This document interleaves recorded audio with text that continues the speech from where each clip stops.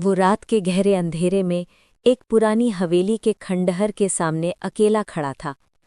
चांद की हल्की रोशनी और उसके हाथ की टॉर्च का गोलाकार उजाला, बस यही उसका सहारा था। टॉर्च की रोशनी जमीन पर नाचती हुई हवेली के मुख्य दरवाजे तक पहुंची। ये दरवाज़ा लोहे की बड़ी कुंडी और जंग लगे ताले से कसकर बंद था। अंदर की चुप्पी बाहर के सन्नाटे से भी ज्यादा गहरी थी।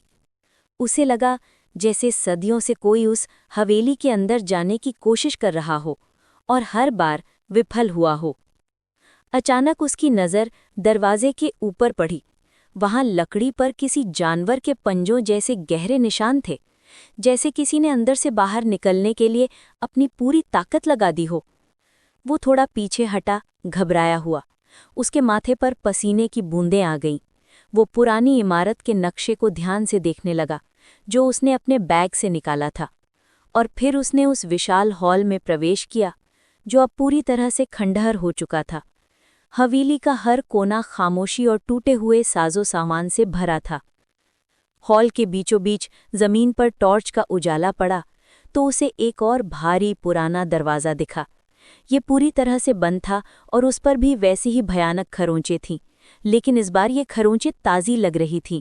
उसके दिल की धड़कन तेज हो गई। उसने डरते डरते दरवाजे की दरार से झांकने की कोशिश की। अंदर कोई लाल रोशनी टिमटिमा रही थी और उसे किसी के सांस लेने की तेज आवाज़ सुनाई दी। वो एक पल के लिए कांप गया, उसकी आंखें डर से फैल गईं। खुद को दीवार के सहारे टिकाकर वो कमरे के एक कोने में बैठ गया। उसका शरीर पसीने से लथपथ था। नक्शे के अनुसार ये जगह एक गुप्त मार्ग की ओर इशारा कर रही थी, जो किसी पुराने अस्पताल या प्रयोगशाला में खुलता था। उसने हिम्मत की और उस बंद दरवाजे को खोलने के लिए जंग लगी कुंडी पर हाथ रखा। जैसे ही वो उसे खोलने वाला था, दरवाजे से जोरदार धक्के की आवाज़ आई और कुंडी की जगह से लकड़ी के छींटे हवा में बिखर गए। कोई अंदर से दरवाज़ा तोड़ने की कोशिश कर रहा था। वो डरा हुआ पीछे हटा और अंधेरे गलियारे में भागने लगा।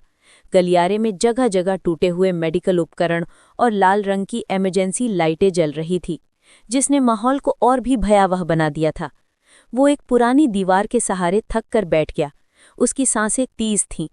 उसने ऊपर देखा। गलियारे के अंत में जहां लाल बत्ती जल रही थी, वहां से धुंधली परछाई उसकी ओर बढ़ रही थी।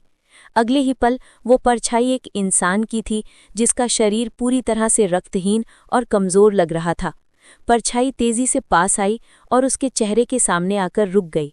तभी पीछे से एक खिड़की खुली और सूरज की पहली किरणें गलियारे में फैली। वो परछाई, जो अब तक सजीव लग रही थी, हवा में विलीन हो गई।